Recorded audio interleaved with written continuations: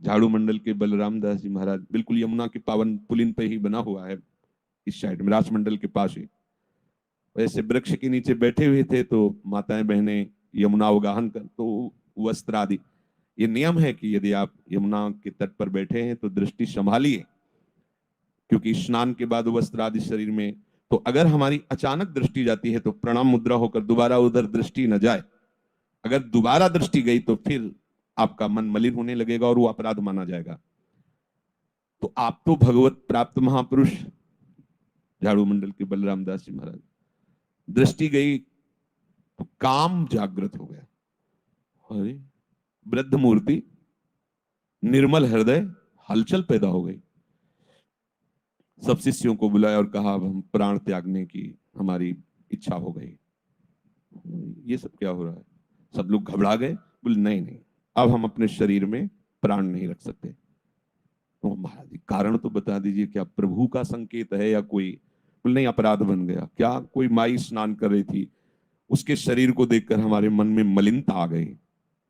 समझ गए? महाराज जी पहले वृंदावन की परिक्रमा लगाते हैं नाम कीर्तन करते हुए, फिर बाद में आप जैसा आदेश करेंगे जैसा। हाँ हाँ, ये भी ठीक है। मृदंग ढोल के साथ भगवान नाम का उच्च स्वर से गान करते हुए परिक्रमा, एकदम जैसे नशा उतर गया हो, एकदम शांत, एकदम प्रसन्नता, एकदम बड़ी महिमा है धाम प्रदक्षिणा की। भक्ति के 64 अंगों में प्रदक्षिणा भी एक अंग है। तो उनका अरे ये कैसे हमारे अंदर वृत्ति आ गई थी, कितनी निकृष्ट! पहले तो काम और फिर शरीर छोड़ने की बात। कल का प्रसाद कहाँ का था? उसे प्राय भिक्षान आता था। तो कहा कि गोविंद देव जी उस समय विराजमान थे, शायद गोविंद देव जी का, अब तो शायद गोविंद देव जी जयपुर में विराजमान है, वृंदावन के ही ठाकुर है, तो उनका प्रसाद है। जाओ जाओ पता लगाओ कल किसका भोग लगा था। तो वहां जाके पता लगाया कल किसकी तरफ से गोविंद देव जी भोग आरोगे। उनका कलकत्ता की एक वैश्या ने भोग लगाया था। बहुत गुस्सा लगी बलराम दास, ठाकुर जी के सामने गए और ठाकुर जी से कहा कि आपका प्रसाद न पावे तो अपराध लगता है, प्रसाद पावे तो हमारा चिंतन बिगड़ गया। बोले हम क्या करें इसमें? ठाकुर जी से जब कहा जाता है कि गोविंद देव जी का प्रसाद है या अमुक ठाकुर जी का प्रसाद है, तो हमें पाना ही है क्योंकि हमारे आराध्य देव है, और ना पावे तो अपराध लगता है, और पावे तो देखो कैसी बुद्धि कर दी। क्या है ये? तो जो सिद्ध पुरुष होते हैं भगवान उनसे बात करते हैं। सिद्ध पुरुष का मतलब होता है प्रभु के सिवा जिनके हृदय में कहीं कोई राग नहीं है, तो उनका प्रभु से इतना अपनापन होता है जैसे छोटे बच्चे का माँ से होता है। वो लड़ भी सकते हैं, वो बात भी कर सकते हैं, वो रूठ भी सकते हैं, तो माँ जैसे बच्चे को मनाती ऐसे प्रभु मनाते हैं। तो प्रभु ने कहा कि प्रसाद का मान रखने के लिए किनका ले लो और माधुकरी मांग के पाओ। हमने कब आदेश किया कि आप पूरा का पूरा शब्द? हाँ ये ठीक है। उन्होंने उसमें नियम लगाया अपने परिकर को कि ठाकुर जी का प्रसाद किनका और माधुकरी। ये बात ठाकुर जी के प्रसाद की लघुता के लिए नहीं कह रहे, उनको संपूर्ण चराचर जगत का यदि भाव देखो, वही आधार है, वही व्यवहार है, और वही सम है और वही विषम है, पूरे चराचर जगत का वो। तो उनमें कोई फर्क पड़ने वाला है क्या? उनमें, लेकिन अपने में पड़ जाएगा, क्योंकि एक सीमित शरीर है और ये तत्वों से, पंच तत्वों से बना हुआ है। इसमें जैसा जाएगा वैसा भाव प्रकाशित होगा। चाहे कोई भजन करके सिद्ध हो गया हो, पर प्रभु के समान व्यवहार नहीं कर सकता। प्रभु के समान हो सकता है, प्रभु और प्रभु के जनों में अभेद है, ये पक्की बात है, पर वो प्रभु के समान ऐश्वर्यवान नहीं हो सकता कि उसके कहने से सूर्य चलेगा, उसके भय से मृत्यु भयभीत होगी। ऐसा नहीं है। वो विराट रूप रख के संपूर्ण, ऐसा नहीं है।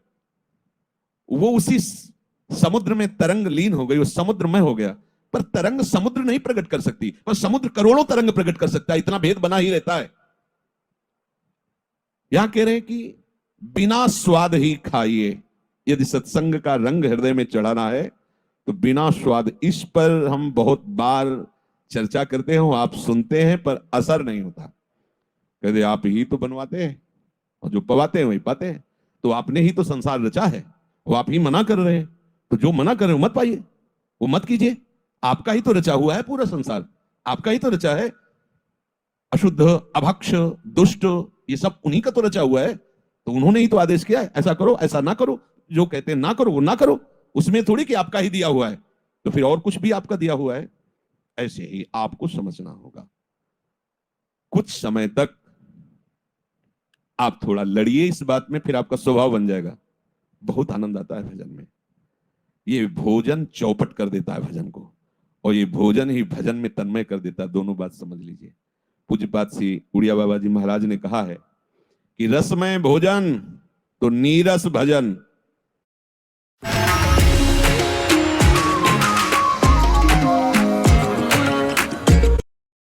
तो नीरस भजन और नीरस भोजन तो रसमय भजन। अब देख लीजिए, एक तरफ गुलाब जामुन खीर और चकाचक, और एक तरफ राधा नाम सुधा रसम। जिभ्या किधर ललचाएगी? गुलाब जामुन की तरफ। राधा नाम सुधा रसम का इसीलिए स्वाद नहीं मिल रहा, बिना स्वाद ही खाइए, पक्की बात है। अब इसको इस तरह में मत लीजिए कि वो निषेध करते हैं, उसका नकारात्मक भाव मत निकालना। वो तो निषेध करते हैं कि श्री जी को बस रूखी सूखी रोटी लगा। ऐसे कैसे हो सकता है हमारी श्री जी रूखी सूखी रोटी पाएंगे? ऐसा भाव हम कह रहे हैं तुम्हारा तो रोज 56 भोग लगाओ और थोड़ा किनका ले लो, और आप रूखी सूखी पाओ। पाना ही पड़ेगा यदि भजन करना है।